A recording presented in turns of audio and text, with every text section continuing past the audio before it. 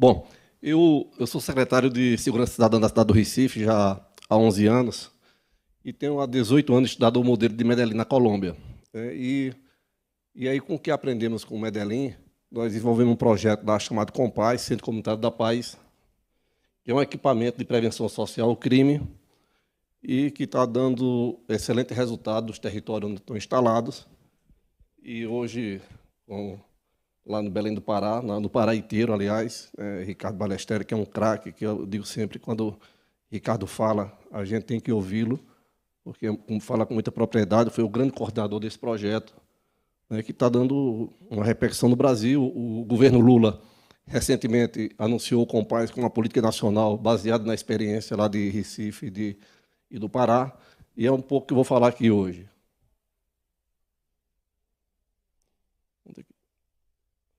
É porque a gente é muito levado a enxergar a violência, tão somente aquela violência armada, a violência que o jovem vai lá para o sinal de trânsito, ou esses grupos armados, mas há outras violências, né, tão profundas e pedagógicas que precisam ser corrigidas, principalmente no entorno dos grandes centros urbanos do Brasil, e que geram uma desigualdade, uma distância muito grande da cidade formal, da cidade periférica.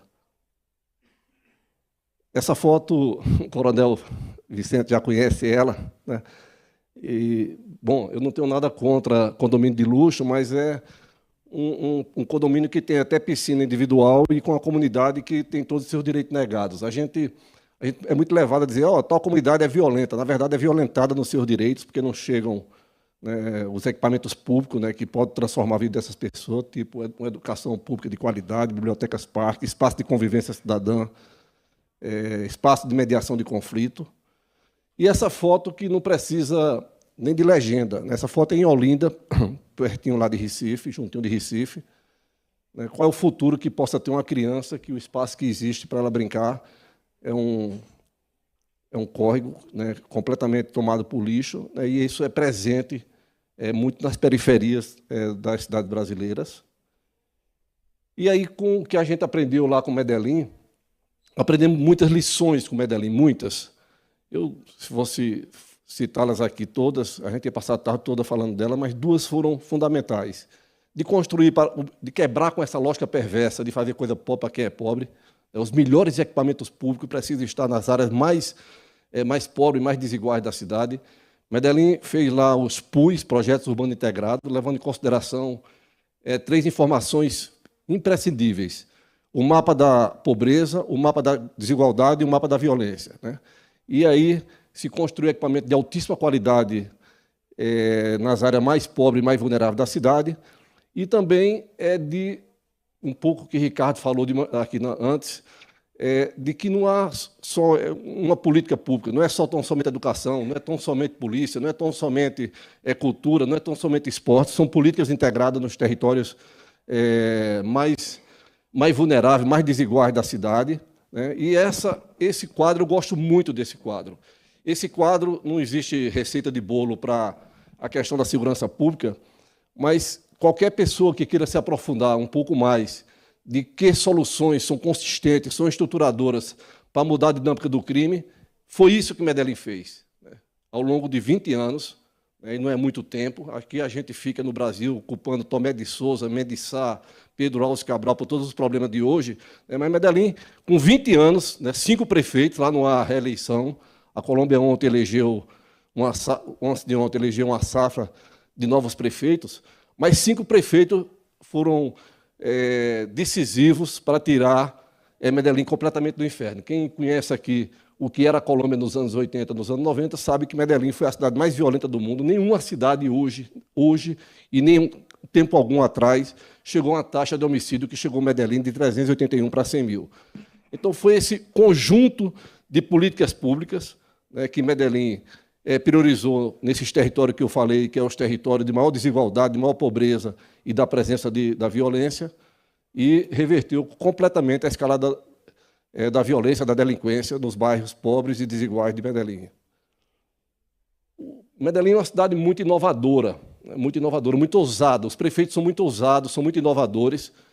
E, nesses 18 anos que eu venho estudando Medellín, as principais ferramentas da transformação são essas que estão elencadas aí, né, de construir sobre o construído, não acabar com aquilo. Aqui no Brasil tem uma mania enorme dos prefeitos, governadores eleitos, né, de não dar continuidade àquilo que está sendo bem feito e termina tirando da agenda do dia, não é uma pauta de transformação, de promoção da cidadania, de fortalecimento comunitário. Eu vou dar aqui um exemplo concreto. A política mais consistente de Medellín é a política da primeira infância. O programa Bom Começo, que hoje atende 100% das crianças pobres de Medellín. E, Coronel Vicente, hoje eu vou afirmar aqui nesse auditório, eu afirmo com toda a convicção de que a melhor política de segurança é investir na primeira infância. Hoje, todos os cientistas mostram que uma criança nessa fase crucial de 0 a 6 anos de idade, né, sofre abuso sexual, se vive num ambiente, né, de abuso de álcool, de droga, essa criança, na fase juvenil adulta, tem uma grande tendência de praticar alguma delinquência. E Medellín cuidou, né, e cuida muito bem. O programa Bom Começo hoje é reputado pela Unicef entre os 10 melhores programas do mundo voltados para a primeira infância.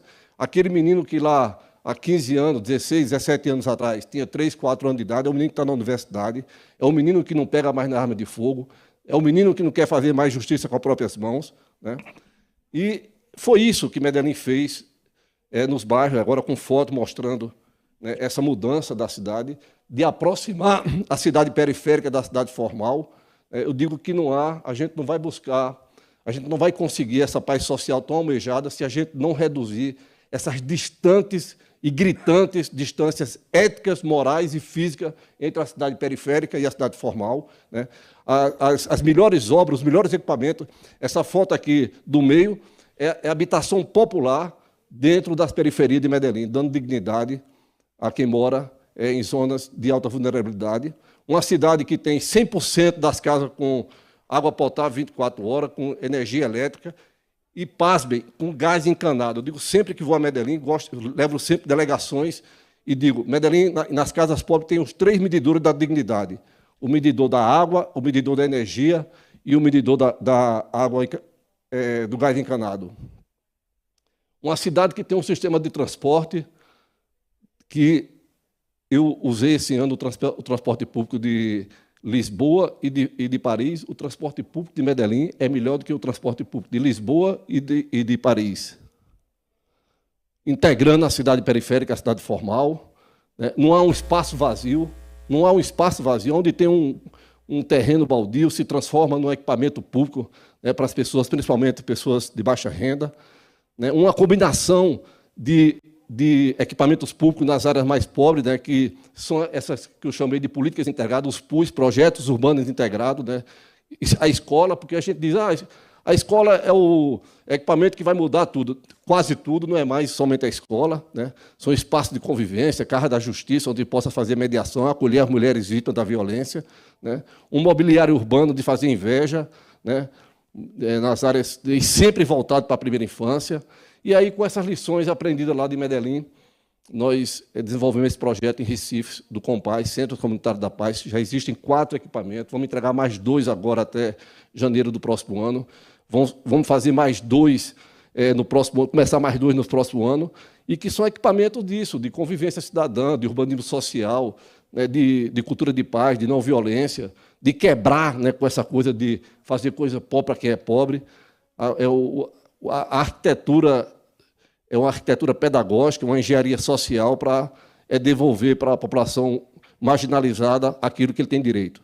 E lá em Recife, como a gente tem uma mania de grandeza, né, dizem que, dentro desse Compaz aí, a gente tem o maior dojo em linha reta da América Latina, mas é um dojo que tem mais de 1000 meninos e meninas fazendo atividades. Um olhar para a porta, né, de fora, dando oportunidade para que os jovens possam fazer um curso profissionalizante e almejar uma oportunidade no mercado de trabalho, né? O Compaz tem piscina, o Compaz tem a primeira infância, né, como eu falei aqui, como a prioridade de todas as prioridades. Um equipamento inclusivo, que tem um filmezinho aí, é 1 minuto e meio só. Podia aumentar o som.